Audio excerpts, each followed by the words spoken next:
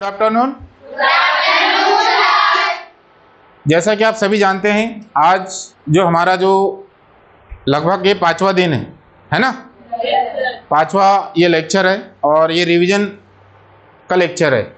और जो मेन जो टॉपिक अपन ने पढ़ लिए हैं इसको बहुत ही थोड़ा सा रैपिडली या स्पीड से हम रिवाइज करेंगे और इसमें सारे लोग मुझे सहयोग करना चाहिए। क्या आप तैयार हो?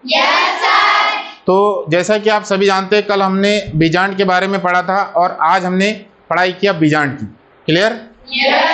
और बीजांड के टाइप की पढ़ाई की है। क्लियर हुआ सभी को? तो आपको मालूम होना चाहिए बीजांड कितने प्रकार के होते हैं। निम्न प्रकार के होते हैं क्या? सबसे पहले मैंने बताया था आर्थोट्रोपस। क्या बताया था? तो आर्थोट्रोपस बीजांड का मतलब होता है सबसे सामान्य प्रकार या सबसे प्राचीन प्रकार का बीजांड होता है क्या? पक्का? मतलब इसमें जो माइक्रोपाइल होता है, माइक्रोपाइल का मतलब जैसे अपन बात करेंगे, समझ में आ रहा है कि नहीं? तो ये ऊपर वाला माइक्रोपाइल चलाजा और फ्यूनिकल कैसी रहती है? एक सीधी रेखा में स्थित होती है। कैसी रहती है? इसके एग्जाम्पल क्या बताया था मैंने? क्लियर हुआ सभी को? उसके बाद एनाट्रोपस। किसकी बात किएंगे? एनाट्रोपस में आपको मालूम होना चाहिए इसको उल्टा बीजांड के नाम से जाना जाता है क्या? ये सामान्यतः आवृतबीजी पौधों में सबसे अधिक पाई जाती है क्या? इसमें जो बीजांड होता है 180 अंश पर घूम जाता है क्या? और जो फ्यूनिकल होता है ये माइक्रोपाइल के निकट आ जाती है कि नहीं? क्लियर हुआ सभी को? इसके बाद थर्ड कौन सा बताया था मैंने? कैंपाइलोट्रोपस। क्या बताया था? इस प्रकार के बीजांड में जो बीजांड होता है केवल इसमें बीजांड मुड़ा होता है क्या? पक्का? इसके एग्जाम्पल क्या बताया था मैंने? क्या? क्लियर हुआ सभी को? इसके बाद कौन सा बताया था? Hemi anatropous. क्या बताया था? हेमी एनाट्रोपस में मैंने ये बताया था इसमें माइक्रोपाइल चलाजा और फ्यूनिकल समकोण पर स्थित होते हैं क्या? पक्का? तो इसके एग्जाम्पल क्या बताया था? Member of रेनकुलेसी। क्लियर हुआ सभी को? और इसके ऊपर में क्या एग्जाम्पल बताया था? लेग्यूमिनेसी के सदस्य बताया था। लेग्यूमिनेसी का मतलब होता है इसके अंतर्गत कौन से मतलब फसल आते हैं? चना, मटर, अरहर। क्लियर हुआ सभी को? ठीक है। इसके बाद कौन सा बताया था? कौन सा? एम्फीट्रोपस की हेमीट्रोपस, एम्फीट्रोपस ना, AMPH वाला। तो इसमें क्या होता है? इस प्रकार के बीजांड में आपको मालूम होना चाहिए बीजांड के साथ साथ भ्रूण कोश भी कैसा रहता है?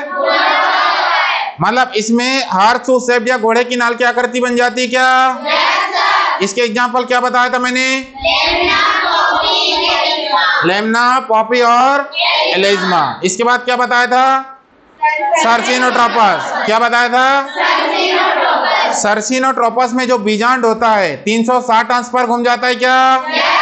और जो फ्यूनिकल रहता है बीजांड को पूरा घेर लेता है क्या? इसके एग्जाम्पल क्या बताया था?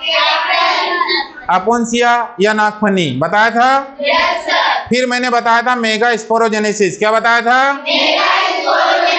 इसमें मेगा स्पोर या गुरु बीजाणु का निर्माण होता है। फिर मैंने बताया था टाइप्स ऑफ एम्ब्रियोसेक या भ्रूण कोश के प्रकार। बताया था। मेगा स्पोर की संख्या के आधार पर कितने प्रकार के होते हैं? 3। कितने प्रकार के? तो सबसे पहले मोनोस्पोरिक एम्ब्रियोसेक। क्या बताया था? मतलब इस प्रकार के भ्रूण कोश में केवल एक ही मेगा स्पोर पाई जाती है। क्लियर हुआ सभी को? तो इसका एग्जाम्पल पॉलीगोनम। क्या बताया था? उसके बाद आइनोथेरा। क्या बताया था? ये क्लियर हुआ?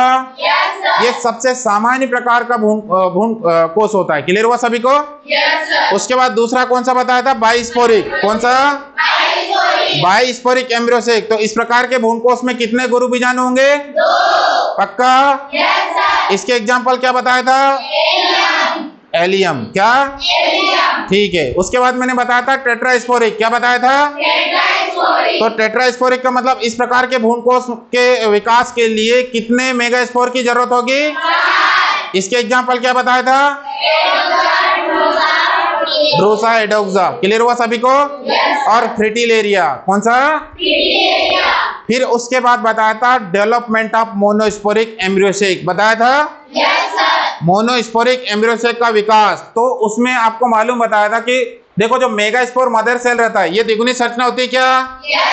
अरे डिप्लॉइड स्ट्रक्चर होती है कि नहीं?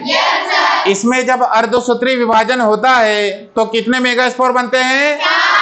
4 में से 3 कैसे हो गए? क्रियात्मक, एक ही बचेगा क्या? फिर इसमें समसूत्री विभाजन होगा तो कितनी सेल बनेंगी? फिर उसके बाद फिर समसूत्री विभाजन होगा तो फिर बनेगी तो मोनोस्पोरिक एम्ब्रियोसेक के विकास में आपको मालूम होना चाहिए इसमें 7 कोशिकाएं और 8 केंद्रीय अवस्थाएं होती हैं। तो ऊपर में आपको मालूम होना चाहिए, इसको प्रतिमुख कोशिकाएं बोल सकते हैं क्या? संख्या में कितनी होती है? ठीक है। एक केंद्रीय कोशिका होती है जिसमें ध्रुवीय केंद्र कितने होते हैं? 2। पक्का? नीचे भी 3 कोशिकाएं होती है क्या? जिसमें एक अंड कोशिका होती है जो सहचर कोशिकाएं, 2 सहचर और एक अंड कोशिका होगी। इसी को मिलाकर अपन अंड उपकरण बोल सकते हैं क्या? समझ में आ रहा है सभी को? तो यहाँ का लेक्चर आप सभी को समझ में आया? यहाँ तक पूरी चीजें क्लियर है? तो आप इसी प्रकार निरंतर पढ़ाई करते रहें और कल के लेक्चर के लिए भी आपको बहुत बहुत शुभकामनाएं, है ना। आप ऐसे पढ़ाई करते रहें और जो भी डाउट्स वगैरह जो आपको आते हैं, जो भी विषय हो, चाहे कोई भी विषय में कोई भी समस्या हो, तो अपने जो शिक्षक है जिस विषय से रिलेटेड हो और आपको जो डाउट्स हैं वो डाउट का समाधान यहीं पे करें, क्योंकि हम पढ़ने के लिए आए हैं, अपनी समस्याओं का समाधान करने के लिए आए हैं। यदि आप समस्या का समाधान नहीं करोगे तो वो छोटी छोटी समस्याएं एक दिन बड़ी हो जाएगी और कहीं ना कहीं अपने को ले डूबेगी। तो प्रयास करें सारे स्टूडेंट, मतलब जो भी चीज़ समझ में नहीं आता, चाहे कोई सब्जेक्ट की बात हो, कोई क्वेश्चन समझ में नहीं आ रहा है, तो आप अपने सर लोगों से पूछें, ठीक है? तो आप सभी को बहुत बहुत धन्यवाद। आप सभी अपने लिए भी एक बार तालियां बजा लीजिए। थैंक यू सभी को।